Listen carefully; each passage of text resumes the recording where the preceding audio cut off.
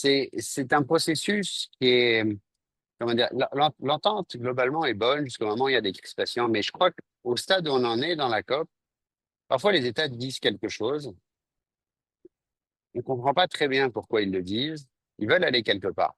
Et les négociateurs se dévoilent pas, sont pas transparents. Alors, faut pas surinterpréter toutes les déclarations qu'ils font.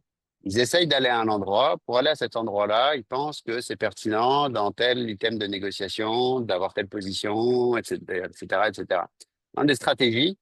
Et la première semaine de la COP, elle est faite pour que cette stratégie-là soit mise en œuvre, elle soit construite.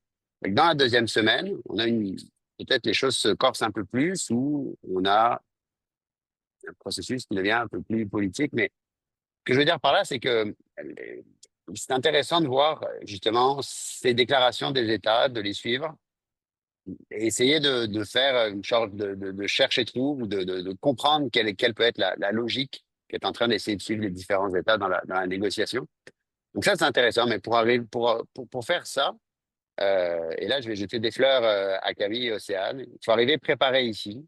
Et je dois dire que ils sont très bien préparés. Et je pense que ça c'est essentiel quand on vient ici. Il faut avoir fait un travail en amont parce que sinon on peut pas tirer un bénéfice maximum de cela.